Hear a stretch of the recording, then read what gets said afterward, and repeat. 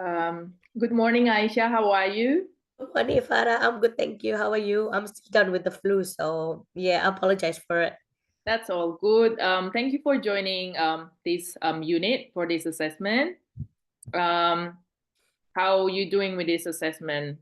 Well, again, at first, like I was asking you before, that I'm having like a little bit nervous and Yeah. then just struggling a little bit, but then you helped me, like enlighten me with the questions and stuff. So, Oh, that's yeah, nice and to hear. Thank you yeah, so much. all good. Yeah.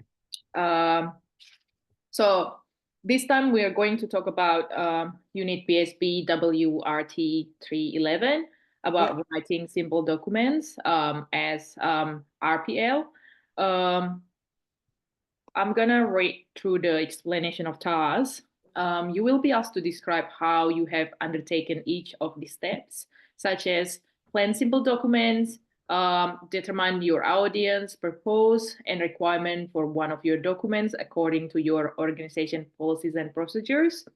You are also going to be asked about how you determine your required format, style, structure for one of your documents, how you establish the correct method for communication, how you establish the key points to be included in one of your documents, and drafting simple documents such as developing one of your draft documents to communicate your key points according to purpose and requirement for your documents.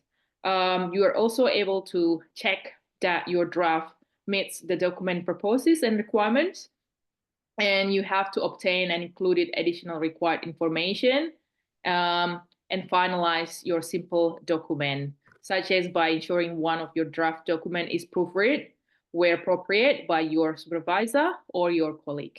It has to be made and proofread any necessary change to one of your documents. And you will be asked questions to show that you possess knowledge of the following. What is your process for checking your draft document to ensure it meets this requirement, such as basic readability, grammar, spelling, sentence and paragraph sequencing, and structure, and punctuation? And what is your process for checking your draft documents to ensure it meets this requirement, such as suitability of document for audience, purpose, and format? What are two examples of your organization's policy and procedures for written documents? When would you use each of the following written communication methods and why? First, general emails. Second, procedures. Third, business letters. And fourth, meeting agenda. Last, what are three examples of different formats, styles, and structures for documents? You will need to answer all these questions satisfactorily.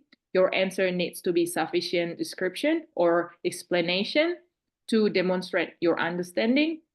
And if you're not sure, you have to check with me and clarify the question. And you will have 30 minutes, Aisha, to complete this question. Okay, And if you need more time, you may ask me. okay, of course. So are you ready? Okay, I am ready now. Okay. So please tell me about the type of documents you create in your job. What are they and who are they for? In my job, I create various documents like lesson plan, progress reports, newsletter, and activity schedules. These documents are primarily for parents, fellow teachers, and school administrators to keep everyone informed, to keep about the children's activity, Yeah. development, and upcoming events. Thank you. For one of your documents, please tell me how you determine your audience, purpose, and requirement for your document according to your organization policies and procedures. Okay. So for the monthly newsletter, Yeah. I determined the audience by identifying who needed the information, mainly parents and caregivers. And the purpose was to inform them about the upcoming activities, important dates, and highlights from the past month. And the requirements were based on school policies. Okay. For one of your document, please tell me how you determine the required format, style, and structure for your document. For the progress reports, the required format, style, and structure were determined by looking at previous reports and following the school's guidelines. For one of your documents, please tell me how you establish the correct method of communication. So for the parent-teacher conference invitation, Yeah. I established the correct method of communication by considering the most effective way to reach parents. Thank you.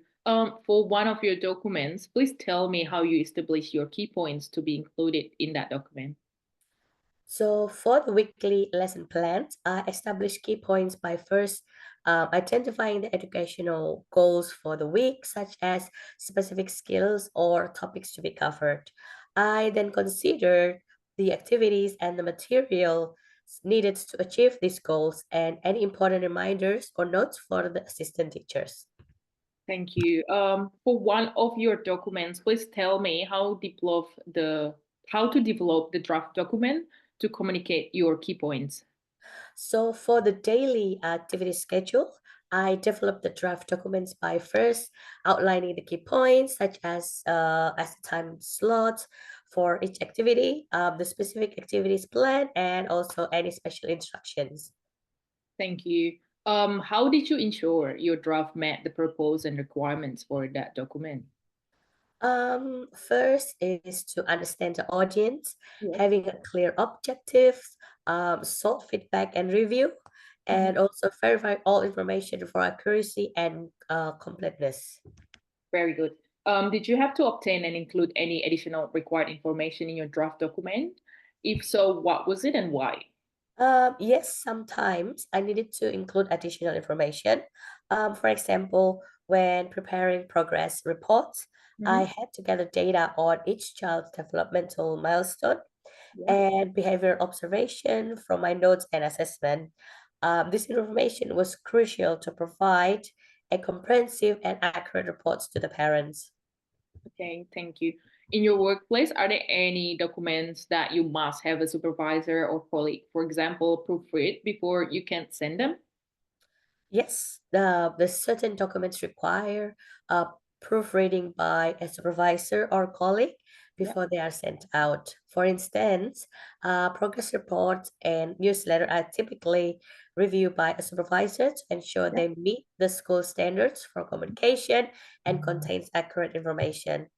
This helps maintain consistency and professionalism Yeah. in our communication with parents and ensure that all important details are correctly conveyed.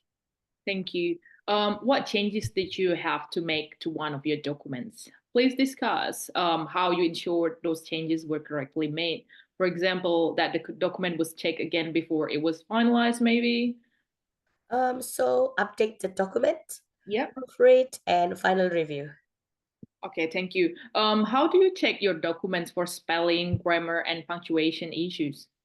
I use spell check tools available in Word Yes.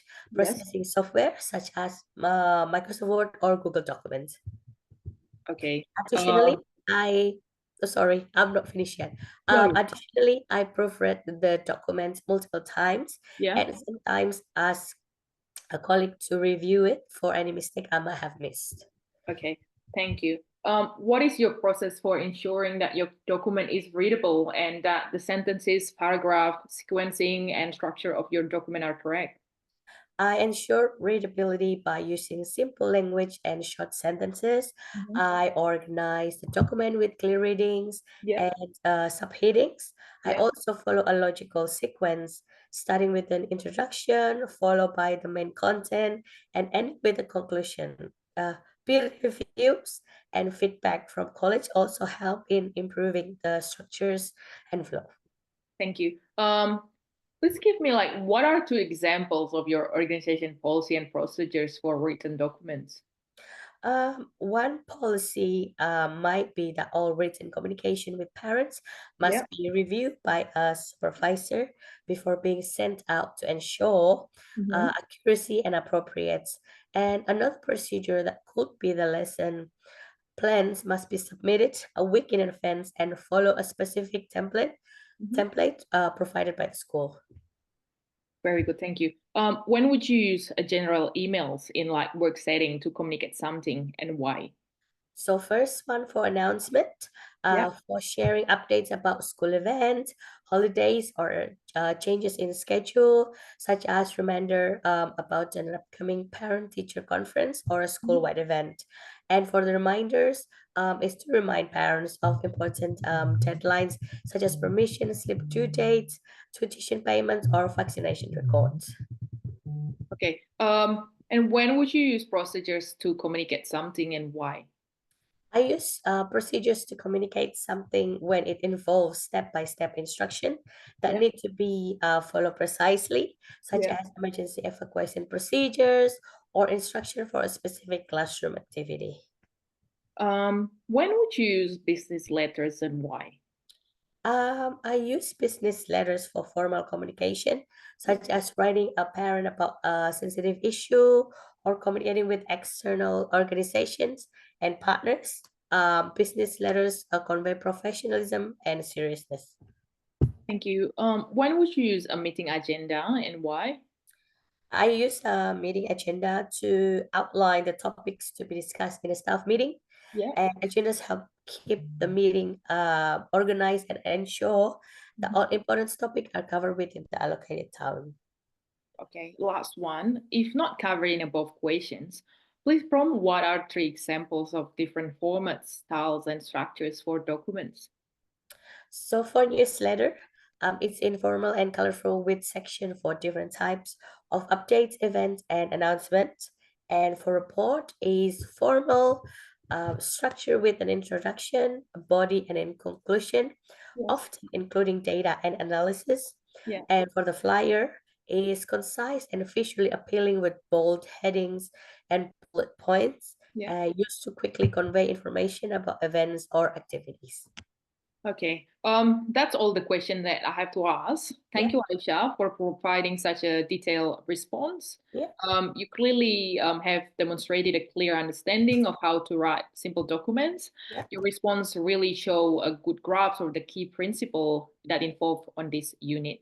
yeah. Um, I will definitely mark your assessment as satisfactory. Thank you so much. Um, no worries. Thank you as well to you.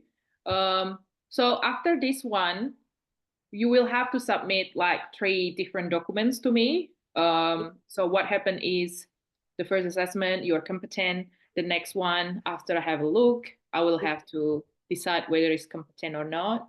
And then from that first one and the second one combination, I Yeah, will then have to make observation of the overall process and decide if you are competent or not for this unit. yeah. Do you have any reasonable adjustment that I have to know? Not at this point. This No. everything's good. Yeah. Yeah. And again, please know that you have right to appeal to plenty of training if you are not sure or if you're not satisfied throughout the process. Um, and last, if that's okay for you, can I please have some feedback about like what went well and if there's anything I can do for improvement? Yes, of course. Just give me a minute to think about the feedback. Okay, so okay, I'm ready. So for the assessment process was generally effective, Yeah. and with clear guidelines and constructive feedback that Hmm. helped clarify my strengths Yes. and areas for improvement. The Hmm. prompt grading and detailed comments were particularly useful for understanding where I could Hmm. enhance my performance. Yes. However, the process could be more benefit and run for more frequent formative assessments or practice quizzes to better gauge my progress throughout the course. Yeah, that's all from me. Yeah. Thank you so much. That's really good No feedback. worries.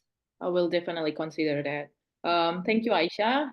Please have a good day, and I will get back to you soon as I get your documents. Yeah. Thank Thank you, you. Farah. You have one. See ya.